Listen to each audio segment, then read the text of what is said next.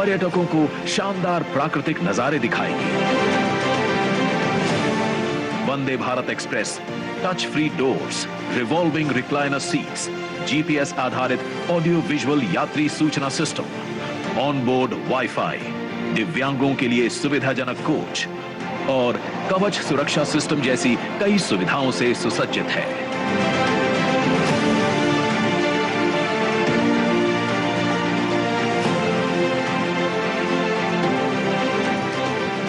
तेज गति से पटरी पर दौड़ती ये वंदे भारत एक्सप्रेस ट्रेनें श्रद्धालुओं, कारोबारियों और पर्यटकों को रेल यात्रा का एक नया और अद्भुत अनुभव देंगी। महाराष्ट्र को मिल रही डबल वंदे भारत एक्सप्रेस ट्रेनें डबल इंजन सरकार की महाराष्ट्र के अनवरत और सर्वांगीण विकास के प्रति पूर्ण प्रतिबद्धता का सशक्त प्रतिबिंब है। तालियों की गूंज के साथ हम इस पल को सजाएंगे। और अब Santa cruise Chembur link road पर वकोला कुर्ला और एमटीएनएल एलबीएस उड्डान पुल के एलिवेटेड कॉरिडोर तथा कुरार मलाड में वाहन भुयारी मार्ग का उद्घाटन करने हेतु रिमोट का बटन दबाकर ई पट्टिकाओं का अनावरण करने की विनती मैं माननीय प्रधानमंत्री जी से करती हूं। साथ ही इनके बारे में एक फिल्म चलेगी।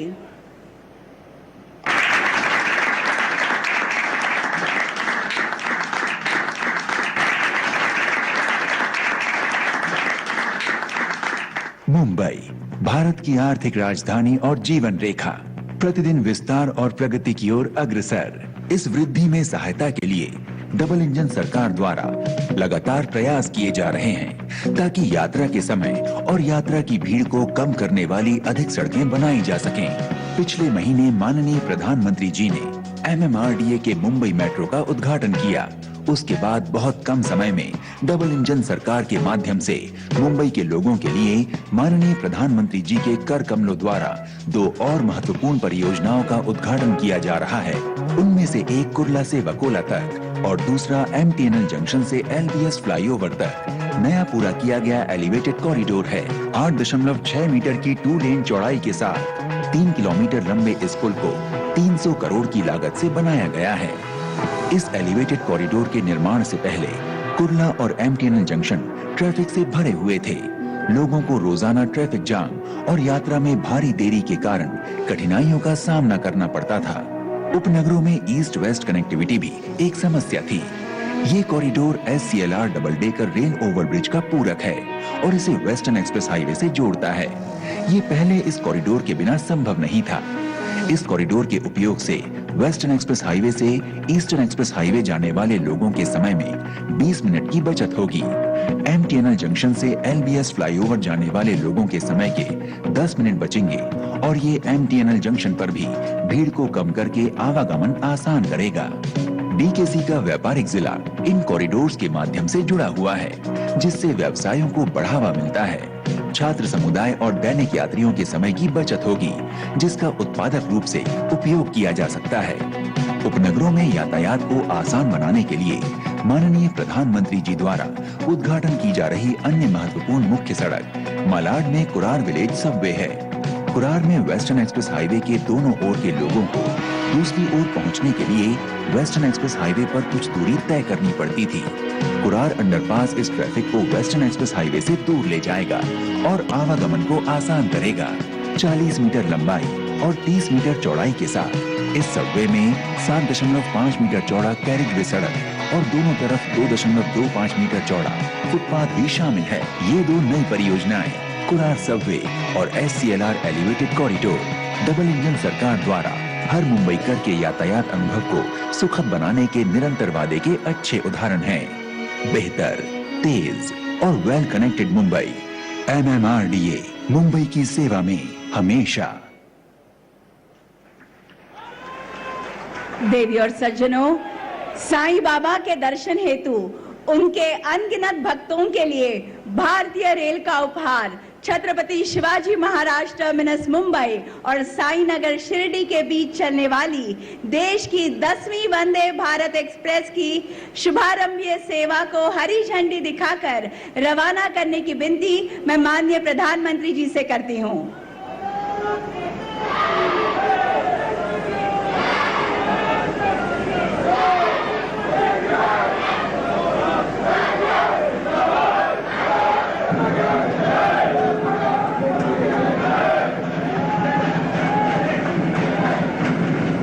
जैसा कि हम सभी देख सकते हैं,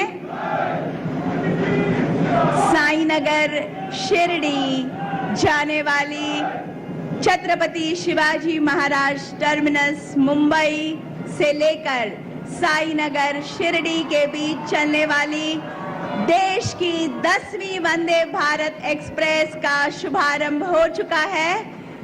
मुंबई से शिरडी पहुंचकर साईं बाबा के दर्शन लेकर उसी दिन वापसी की ये सुविधाजनक यात्रा, विशेषता ये है कि घाट सेक्शन में इस गाड़ी को एक्स्ट्रा इंजन लगाने की बिल्कुल ही जरूरत नहीं है।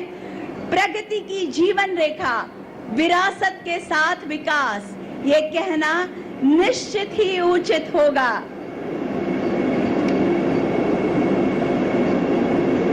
देश की सबसे advance state of the art technology Vande Bharat गाड़ियों में इस्तेमाल की गई है।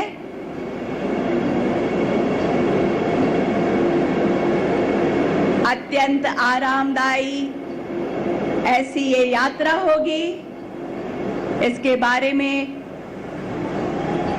पूर्ण रूप से हम आश्वासित हैं। और सबसे अनोखी बात तो ये है कि आज तक जो 8 वंदे भारत गाड़ियां भारत में चल रही थी, वे एक राज्य से शुरू होकर दूसरे राज्य जाती थी, पर आज ये 2 ट्रेन्स जो मुंबई से चली हैं, वे महाराष्ट्र के एक शहर से शुरू होकर महाराष्ट्र के ही दूसरे शहर में पहुंचेगी और वहां से वापस आएगी। ये बहुत ही अनोखा पल है, महाराष्ट्र के लिए बड़ी सौगात है। बहुत बहुत धन्यवाद।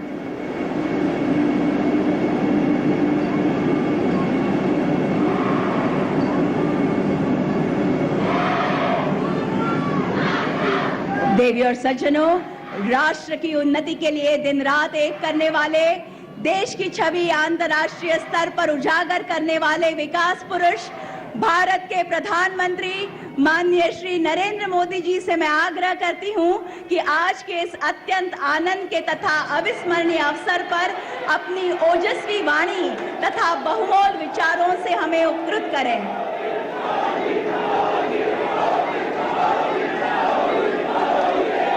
भारत माता की, भारत माता की, भारत माता की। रेल्वेच्या क्षेत्रात मोठी क्रांती होते। देशाला आज 9वी आणि 10वी वंदे भारत ट्रेन समर्पित करताना मला अत्यंत आनंद होतो आहे। महाराष्ट्र के मुख्यमंत्री श्रीमान एकनाथ जी, उप मुख्यमंत्री देवेंद्र जी,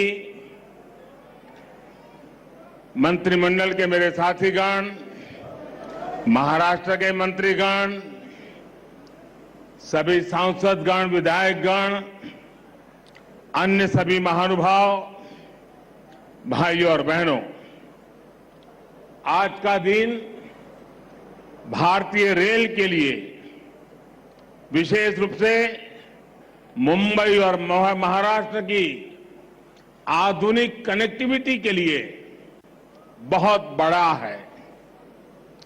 आज पहली बार एक साथ 2 वंदे भारत ट्रेनें शुरू हुई है। ये वंदे भारत ट्रेनें मुंबई और पुणे जैसे देश के आर्थिक सेंटर्स को हमारे आस्था के बड़े केंद्रों से जोड़ेंगी। इससे कॉलेज आने जाने वाले, ऑफिस और बिजनेस के लिए आने जाने वाले, किसानों और श्रद्धालुओं सभी को सुविधा होगी।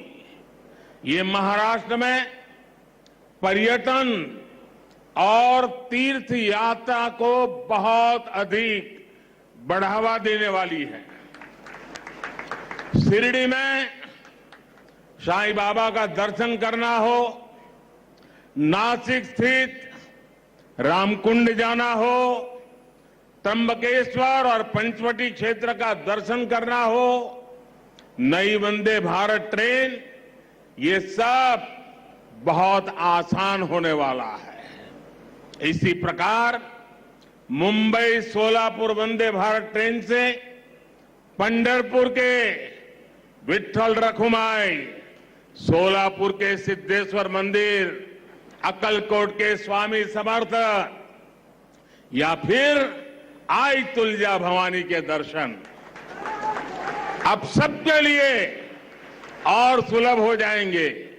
और मुझे पता है कि जब वंदे भारत ट्रेन सह्याद्री घाट से गुजरे थी तो लोगों को प्राकृतिक सुंदरता का कितना दिव्य अनुभव होने वाला है। मैं मुंबई और महाराष्ट्र के लोगों को इन नई वंदे भारत ट्रेनों के लिए बहुत बहुत बधाई देता हूं। साथियों, वंदे भारत ट्रेन आज के आधुनिक होते हुए भारत की बहुत ही शानदार तस्वीर है।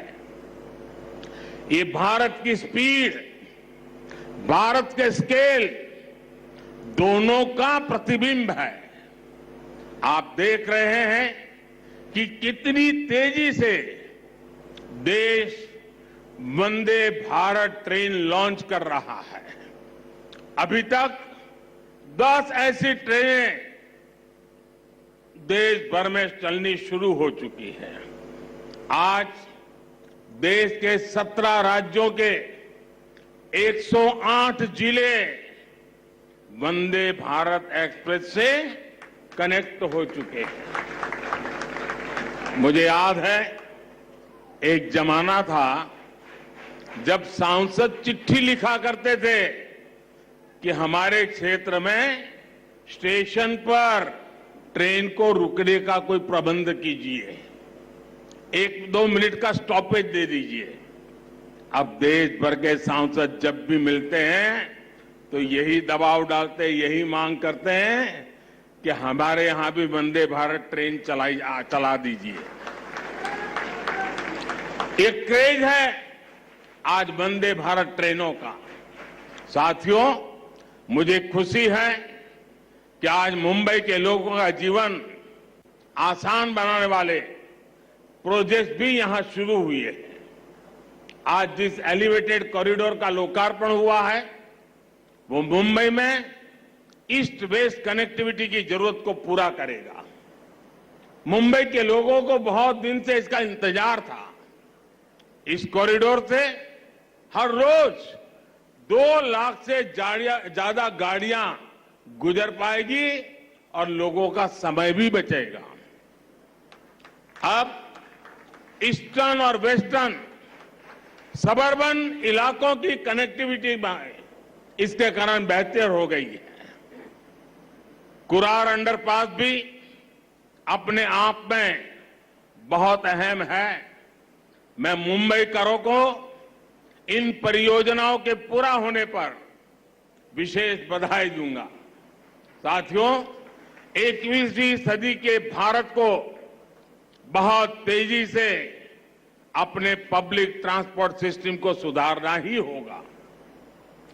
जितनी तेजी से हमारा पब्लिक ट्रांसपोर्ट सिस्टम आधुनिक बनेगा, उतना ही देश के नागरिकों की ईज ऑफ लिविंग बढ़ेगी, उनकी क्वालिटी ऑफ लाइफ में सुखद सुधार होगा। इसी सोच के साथ आज देश में आधुनिक ट्रेनें चलाई जा रही हैं, मेट्रो का विस्तार हो रहा है, नए नए एयरपोर्ट्स और पोर्ट्स बनाए जा रहे हैं। कुछ दिन पहले जो देश का बजट आया उसमें भी इसी भावना को सशक्त किया गया है और हमारे मुख्यमंत्री जी और उप मुख्यमंत्री जी ने उसकी भरपूर तारीफ भी की। भारत के इतिहास में पहली बार 10 लाख करोड़ रुपए सिर्फ इंफ्रास्ट्रक्चर के विकास के लिए रखे गए हैं। ये 9 साल की तुलना में 5 गुना ज्यादा है। इसमें भी रेलवे का हिस्सा लगभग 2.5 लाख करोड़ रुपए का है। महाराष्ट्र के लिए भी रेल बजट में ऐतिहासिक वृद्धि हुई है। मुझे विश्वास है कि डबल इंजन सरकार के डबल प्रयासों से महाराष्ट्र में कनेक्टिविटी और तेजी से आधुनिक बनेगी। साथियों, इंफ्रास्ट्रक्चर पर निवेश किया गया हर रुपया नए रोजगार की संभावनाएं बनाता है। इसमें जो सीमेंट लगता है, बालू लगता है, लोहा लगता है, निर्माण में मशीनें लगती हैं, इनसे जुड़ी हर इंडस्ट्री को बल मिलता है। इससे बिजनेस करने वाले मिडिल क्लास को भी लाभ होता है, गरीब को रोजगार मिलता है। इससे इंजीनियरों को रोजगार मिलता है, श्रमिकों को रोजगार मिलता है। यानी इंफ्रास्ट्रक्चर जब बनता है तब भी सबकी कमाई होती है, और जब तैयार होता है तो वो नए उद्योगों, नए बिजनेस के रास्ते खोलता है। भाइयों और बहनों, इस बार के बजट में मध्यम वर्ग को कैसे मजबूती दी गई है, इस बारे में मैं मुंबई के लोगों को विशेष तौर पर बताना चाहता हूं। चाहे सैलरीड क्लास हो या व्यापार कारोबार से कमाने वाला मध्यम वर्ग, दोनों को इस बजट ने खुश किया है। आप देखिए, 2014 से पहले तक क्या हाल था। जो भी व्यक्ति साल में 2 लाख रुपए ज्यादा कमाता था, उस पर टैक्स लग जाता था। भाजपा सरकार ने पहले 5 लाख रुपए तक की कमाई पर टैक्स में छूट दी, और इस बजट में इसे 7 लाख रुपए तक पहुंचा दिया। आज जिस कमाई पर मिडिल क्लास परिवार का टैक्स 0 है, उस पर यूपीए सरकार 20% टैक्स लेती थी।